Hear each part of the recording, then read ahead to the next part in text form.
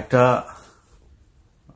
দুইটা তথ্য আগে কারেকশন করে নিই আপনার মূল আলোচনায় যাবার আগে। প্রথমটা হচ্ছে, আমি একটু ঘুলিয়ে ফেলেছিলাম। আমরা গতকালকে একটা লাইভে ছিলাম যেখানে ডক্টর কনক স্যার, আমি, তারপরে কর্নেল হাসিনুর ভাই, হাসনাত আবদুল্লাহ, সাজিজ, তারপরে মিনার রশিদ সহ আরো আক্তার ভাই ছিলেন, উসমান ভাই ছিলেন, ইনকিলাব মঞ্চের আরো কয়েকজন ব্যক্তিবর্গ ছিলেন। তো আমাদের ওইখানে দুইটা ঘোষণা দেওয়া হয়েছিল। প্রথমটা হচ্ছে বিডিআর এর যেই মামলাটা চলছে, এই বিডিআর এর সদস্যদেরকে অত্যন্ত ন্যাক্কারজনকভাবে আপনার কি বলবো যে এটা বিচার বহির্ভূতভাবে তাদেরকে জেলখানায় আটকে রাখা হয়েছে, তাদেরকে অতি দ্রুত ছাড়তে হবে।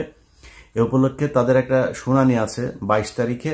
আমি ডেটটা আমি একটু ঘুলিয়ে ফেলেছিলাম বোধহয় অনুষ্ঠানে। 22 তারিখ বাংলাদেশ, 22 তারিখ সকাল 9টায় শুনানিটা শুরু হবার কথা আছে। সেই শুনানির পরপরই সেখানে একটা কর্মসূচি আছে, তাদের পরিবারের লোকজন সেখানে থাকবে যারা বিডিআর এর জেলখানায় আছেন এবং ছাত্র আন্দোলনের সাথে সম্পৃক্ত ছিলেন, তাদের মধ্যে অনেকে থাকবেন। ইনকিলাব মঞ্চ ইনশাল্লাহ থাকবেন। এছাড়া বাংলাদেশ ইসলামী ছাত্র শিবির, ছাত্র দল, সাধারণ মানুষ সবার প্রতি আমার আকুল আবেদন থাকবে যে তাদের পাশে গিয়ে দাঁড়ানো, তাদের পরিবারকে এইটুকু বোঝানো যে আপনারা একা নন, আপনাদেরকে আমরা ভালোবাসি। আপনাদের পরিবারে যারা জেলখানায় আছে তাদের জন্য আমরা নিজেরাও মর্মাহত এবং আমরা চাই তারা খুব দ্রুত বের হয়ে আসুক। এই একাত্মতাটা প্রকাশ করার জন্য আপনারা যেখানে আছেন, যেই পরিস্থিতি আছেন, ওই দিন আমার মনে হয় হাইকোর্টের সামনে যাবেন। দ্বিতীয়টা হচ্ছে আপনার আমরা শুক্রবার নামাজের পরপর অর্থাৎ 3টায় সময় দেওয়া হয়েছে। 3টার সময় আমরা কালবেলা অফিসে যাব এবং কালবেলা অফিসে গিয়ে সেখানে অনেকেই থাকবেন গুরুত্বপূর্ণ ব্যক্তিবর্গ। তারা এই কালবেলার যিনি সম্পাদক, তিনি বিভিন্ন আলেমরা, সে আলেমদের ভেতরেও দু একজন সেখানে থাকবেন। বিভিন্ন আলেমরা যখন রিমান্ডে যেতেন, এই রিমান্ডে এই কালবেলার সম্পাদক নিজে সেখানে উপস্থিত থাকতেন। উপস্থিত থেকে তিনি ইন্ডিয়ান একজন হিন্দিতে কথা বলে একজন থাকতো, তার কথাকে তিনি বাংলায় করার জন্য অনুবাদক হিসেবে থাকতেন, আবার নিজেও তাদের সাথে খুব খারাপ ব্যবহার করতেন। কিছু কিছু কোশ্চেন ছিল যে কোশ্চেনের উত্তর দেওয়ার পরে তিনার কাজ যদি হয় শুধু সেটা বঙ্গানুবাদ করে দেওয়ার জন্য, ধরেই নিলাম যে ইন্ডিয়ান একজন এসছে, তার বঙ্গানুবাদ করার জন্য তিনি ছিলেন। তিনি নিজে তাদেরকে প্রেশার ক্রিয়েট করে, মিথ্যা বলছেন কেন, এইভাবে না, এটা এইভাবে বলেন, এইভাবে তাদেরকে দিয়ে বলানো হতো। অতএব এটা খুবই আশ্চর্য যে সন্তোষ শর্মা এখনো পর্যন্ত কালবেলার নিয়ন্ত্রণে আছে। তাকে গ্রেপ্তার করতে হবে, তাকে বিচারের আওতায় আনতে হবে। শুক্রবার 3টায় বাংলাদেশের মানুষের কাছে আকুল আবেদন জানাচ্ছি। এই দেশের মানুষের, মানে আমার নিজের ব্যক্তিগত প্রয়োজনে আপনাদের কাছে কোনো কিছু চাই না। এই দেশটা বিশাল একটা রক্তের সাগর পাড়ি দিয়ে আজকের এই অবস্থায় এসেছে। বিশ্বাস করেন, 5 তারিখ শেখ হাসিনা পালিয়ে যাওয়ার পরে তারা বলেছিল তাদের নাকি 10 লাখ মানুষ মারা যাবে। এর আগে থেকে তারা ঘোষণা দিচ্ছিল, কিন্তু 10 লাখ মানুষ কেন মারা যায় নাই? আমি মনে করি আমার মানে নিজে অনুসন্ধানে যেটা বের হয়েছে যে বাংলাদেশের মানুষ একটা ট্রমাতে ছিল। 15 বছরের একটা বিশাল দৈত্যকে এইভাবে সরানো যাবে এটা কেউ কল্পনা করে নাই। ওই ঘোর কাটতে কাটতে সময়টা চলে গিয়েছে, যেই কারণে আওয়ামী লীগের লোকজনদেরকে ওই 10 লাখ যে নাই করার কথা ছিল ওইটা হয় নাই, কিন্তু হওয়ার দরকার ছিল। এই কারণে ওরা এখন আবার উৎপাত শুরু করতে পেরেছে, ওইটা হয় নাই দেখেই। ওরা কিন্তু করবে এরপরে, ভবিষ্যতে যদি এই দেশে কোনো রাজনৈতিক পট পরিবর্তন হয়, ওরা ঠিকই ওদের কাজটা করবে। সো আপনাদের কাছে অনুরোধ যে এই যে সন্তোষ শর্মার কালবেলা যে ঘেরাও করতে যাবে, এখানে আপনারা নিজেদের ছোটখাটো কিছু কাজ স্বার্থ বাদ দিয়ে হলেও শুক্রবারে নামাজের পরে কালবেলার অফিসের সামনে থাকবেন। ওই দিন তাদেরকে আমরা নোটিশ দিব যে এই ব্যক্তিকে এখান থেকে সরাইতে হবে। যদি না সরানো হয়, তারপরের প্রস্তুতি, তারপরের পদক্ষেপ যেটা করণীয় সেটা আমরা ঠিক করবো ইনশাল্লাহ। এবং এটার সাথে ছাত্র আন্দোলনে যারা নেতৃত্ব দিয়েছেন এবং সাংবাদিকদের মধ্যে অনেকে থাকবেন। সাংবাদিকদের মধ্যে যারা বাংলাদেশে আছেন, বিভিন্ন অফিসে এখন কাজ করছেন, ভয় পাচ্ছেন, আপনাদেরকে বলবো যে আপনারা ওই দিন থাকবেন কালবেলার সামনে। নিজের শুধু চাকরি করে যদি সংসার চালানোই একজন সাংবাদিকের কাজ হয়, তাহলে সাংবাদিকতা বাদ দিয়ে গার্মেন্টসে কাজ করা উচিত। আপনাদেরকে ওইখানে থাকতে হবে। যাই হোক, মূল আলোচনায় আসি যে 16ই ডিসেম্বর থেকে 26শে মার্চ, এই সময়ের মধ্যে সরকার পতনের জন্য তারা একটা পরিকল্পনা হাতে নিয়েছে। সেই পরিকল্পনার যার কাছে এই পরিকল্পনার কথা শুনেছি তিনি এই পুলিশেরই একজন কর্মকর্তা, সাবেক কর্মকর্তা, আমি তার নামও বলছি না, যার মাধ্যমে কথা হয়েছে তার কথাও কিছু জানাতে পারছি না, আমি শুধু আপনাদেরকে তথ্যগুলো জানাই। প্রথম তথ্য হচ্ছে ওবায়দুল কাদের এখনো দেশে আছে। এই ওবায়দুল কাদের যে দেশে আছে এইটা তারা চাচ্ছে যে তাকে খুব দ্রুত বর্ডার পার করতে। সো আমাকে যেটা জানানো হয়েছে যে আমি যেন এই কথাটা বলি যে ওবায়দুল কাদের এখনো দেশে আছে, তাকে পাঠানোর জন্য যে প্রক্রিয়া চলছে সেটা যেন বন্ধ করা হয়। সো আপনারা যারা করছেন, যারা এই প্রক্রিয়াটার সাথে জড়িত, তাকে বের করে দেওয়ার জন্য ব্যবস্থা নিচ্ছেন, আপনাদেরকে বলবো আপনারা কিন্তু বিপদে পড়তে পারেন। দেখা গেল এটা নিয়ে যদি এরকম কোনো শক্ত অবস্থানে সরকার যায় যে কাকে কারা বের করে দিয়েছে, সেই যদি হয়, তদন্ত যদি হয়, এর সাথে আপনি নিজেও ফেঁসে যাবেন। অতএব আপনাদের কাছে অনুরোধ, এই ভুল কাজটা করবেন না। কারণ তাদের সবাইকে আপনি সেফ এক্সিট দিচ্ছেন, এক্সিট নিয়ে তো তারা চুপচাপ বসে থাকছে না, তারা ওই পারে গিয়ে ঠিকই সরকার পতনের জন্য আবার ফের আওয়ামী লীগ কিভাবে এই দেশে আসবে, ফিরে আসবে, সেটা নিয়ে প্রতিদিন তারা হুমকি ধমকি দিয়ে যাচ্ছে। সাকিবের যে ঘটনা ঘটেছে, আপনাদের অনেকের মনে হইতে পারে যে সাকিবের পক্ষে স্টেডিয়ামে গিয়েছে। এর আগে আমরা হিন্দুদের আন্দোলন দেখেছি, হিজড়াদের আন্দোলন দেখেছি, আনসারদের দেখেছি, দফাদারদের দেখেছি, শিক্ষকদের দেখেছি, বিভিন্ন জনের আন্দোলন দেখেছি। এর মধ্যে সবগুলো দাবি যে অযৌক্তিক তা না, কিন্তু সবগুলো এই আন্দোলনের সাথেই আওয়ামী লীগ এসে যোগ দিচ্ছে। আপনারা আনসারের আন্দোলনে দেখেছেন, তারা সমন্বয়ক হাসনাত আবদুল্লাহকে মেরে ফেলার পরিকল্পনায় নিয়েছিল, আমার যা ধারণা, তাকে যেভাবে মাথায় পাড়ানো হয়েছে। সো এই যে আওয়ামী লীগের এই গোপালগঞ্জের যে বাহিনী, এই বাহিনীকে দিয়ে নানান ধরনের কাজ তারা করছে। এখনো পর্যন্ত যে ব্যক্তি আমাকে তথ্য জানিয়েছেন, তার সবচাইতে রোমহর্ষক তথ্য হচ্ছে এখন যিনি ডিজিএফআই, আমি যদিও ব্যক্তিগতভাবে তার ব্যাপারে আমার চেক করার সুযোগ হয়নি, ডিজিএফআই, তিনি এই পরিকল্পনার সাথে জড়িত। তিনি নাকি আপনার আওয়ামী লীগের সাথে প্রতিদিন তিনি ভারতে তাদের সাথে যোগাযোগ রক্ষা করছেন, কিভাবে কি করা যায়, কোথায় কি করা যাবে। সো সরকারের কাছে অনুরোধ থাকলো ডিজিএফআই কে অতি সত্বর তার এই জায়গা থেকে সরিয়ে তাকে তদন্ত করা হোক যে তিনি আসলে এটার সাথে জড়িত কিনা।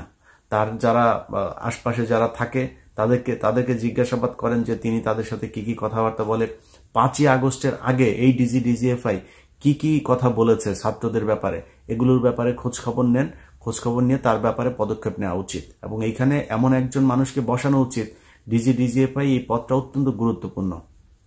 সো এখানে এমন একজনকে বসানো উচিত যিনি এই বিপ্লবকে ধারণ করেন। সাকিব আল হাসানের এই জায়গায় যাওয়ার পরে অনেকের কষ্ট লেগেছে যে সাকিব আল হাসান বাংলাদেশের এত বড় একজন প্লেয়ার। অবশ্যই সাকিব আল হাসান অত্যন্ত মেধাবী একজন প্লেয়ার এবং তার প্রতি বাংলাদেশের মানুষের যে ভালোবাসা দেখিয়েছে সেটা সাকিব আল হাসান ডিজার্ভ করে না।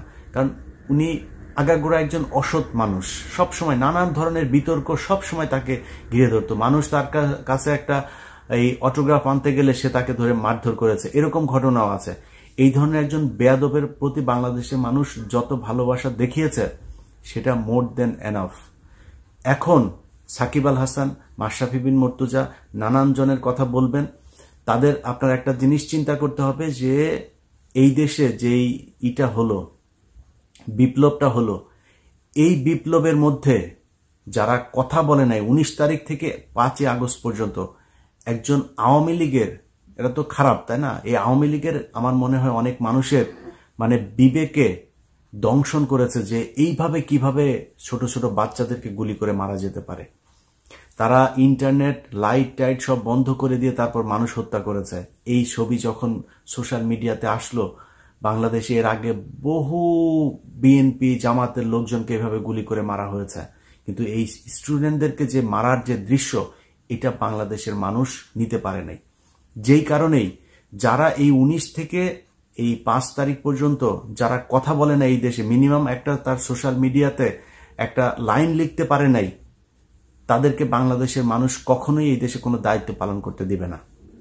আমি মনে করি এই মাশরাফি থেকে শুরু করে যারা যারা চুপ ছিল তাদের যদি শাস্তি নাও হয়, অন্তত যারাই চুপ ছিল, যেই চুপ ছিল, প্রতিটা মানুষ, আমি মনে করি বাংলাদেশের প্রতিটা নাগরিককে যে ফেসবুকেও যে একটা ছোট্ট একটা প্রতিবাদ করতে পারেনি যে হত্যাকাণ্ডের বিরুদ্ধে, তাদেরকে আজীবন পঙ্গু হিসাবে এই লিস্টেড করতে হবে। যে এরা অক্ষম, এই রাষ্ট্রের কোনো গুরুত্বপূর্ণ দায়িত্বে তারা কখনোই যেতে পারবে না।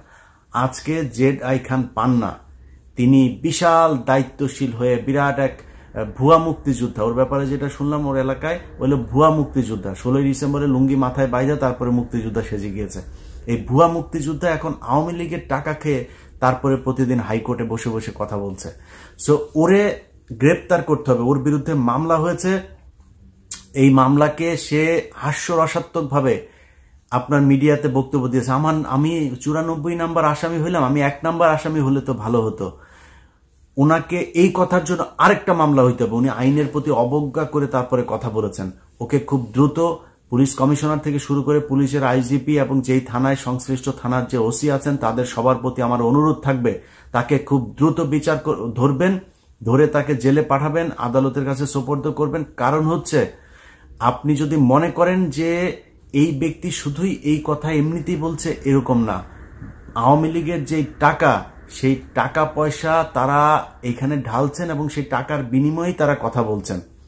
অতএব এদের মতো লোকজনকে যদি মনে করেন যে ধরার পরে আপনার বিরুদ্ধে অনেক সাংবাদিকও তাদের পক্ষে কথা বলছে শুনলাম, সো যেই সাংবাদিকরা আপনাদেরকে কোশ্চেন করছে এগুলো রেকর্ড করেন। পুলিশ কমিশনার কিংবা ওই থানার ওসি, সাব ইন্সপেক্টর, তদন্ত কর্মকর্তা কাউকে যদি ফোন করে সেগুলো রেকর্ড করে এগুলো সোশ্যাল মিডিয়াতে চালান যে এই সাংবাদিক আমাদেরকে থ্রেট করছে বা এই ব্যাপারে নেগেটিভ কোশ্চেন করছে। আপনাদের সাথে বাংলাদেশের প্রতিটি ছাত্র জনতা আছে, তাকে গ্রেপ্তার করেন। গ্রেপ্তার করার পরে যদি এটার জন্য কোনো পরিস্থিতি তৈরি হয়, আপনার পক্ষে না বিপক্ষে মানুষ বেশি, আপনি আমার নাম লিখে রাখেন যে কারা আপনার পক্ষে থাকবে। সো বাংলাদেশের মানুষ আপনাদের পক্ষে আছে। খুব দ্রুত তাকে এই গ্রেপ্তার করতে হবে, গ্রেপ্তার করে তাকে আদালতে তুলতে হবে। এখন এটা না করলে কি হবে? এরকম শাওন একজন আছে, আমাদের আসিফ নজরুল স্যারের শাশুড়ি, তো শাওনের মতো এর মতো আরো কিছু লোকজন আছে না, যারা এখন নতুন নতুন তাদের এখন মানবতা আপনার চাগাচ্ছে। এই মানবতা দেখাইতে যায় আপনার গেল এই 15 বছরে তাদের কোনো সমস্যা নেই। জেড.আই খান পান্না ওই নাকি মুক্তিযোদ্ধা, এই ভুয়া মুক্তিযোদ্ধার এই 19 তারিখ থেকে 5 আগস্ট পর্যন্ত তার হয় নাই, বিবেক চারা দেয় নাই। এখন এত বিবেক চারা দেয় কেন?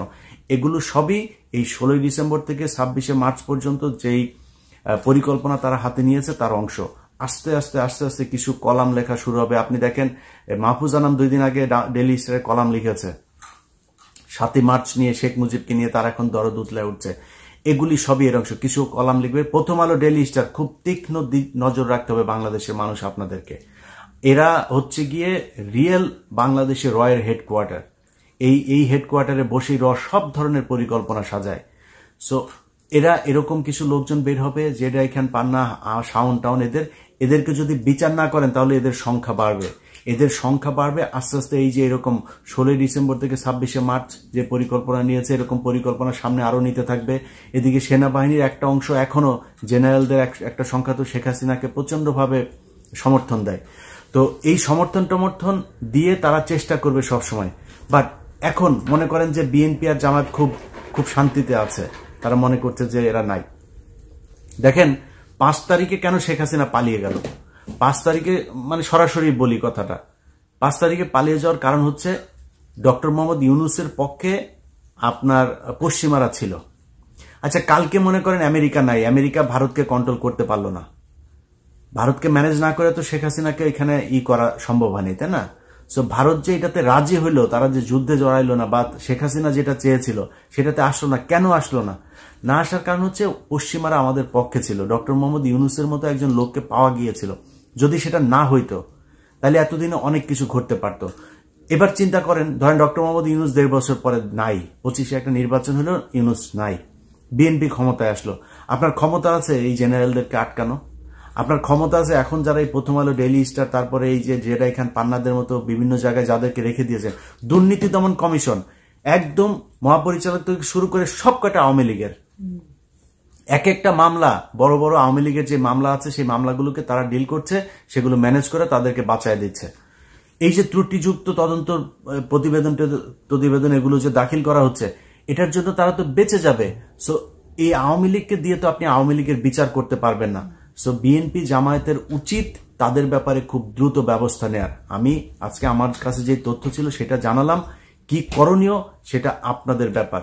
প্রতিটা জায়গায় যেটা এই হাসনাতরা যেটা দেখিয়েছে, হাইকোর্টে সরাসরি গিয়ে ওইখানে গিয়ে একদম জায়গায় বসে থেকে তারপর তাদেরকে যেই ব্যবস্থা নিয়েছে না, প্রতিটা অফিস অভিমুখে যারা যারা শুনছে না, যদি প্রয়োজন হয় জাহাঙ্গীর গেট ক্যান্টনমেন্টে গিয়েও দাঁড়াইতে হবে যে এই জেনারেল, মেজর জেনারেল, এরা বিজিবির যে লাস্ট যে মহাপরিচালক ছিল সে এখনো পর্যন্ত চাকরিতে থাকে কিভাবে, এদেরকে সরাইতে হবে। এর আগে ডিজিএফআইতে থেকে যারা ডিজিএফআই এর আশপাশে ভারতীয় রয়্যাল লোকজনকে বসার সুযোগ করে দিয়েছে, এনএসআই চিফ, এদের সবাইকে বিচার করতে হবে।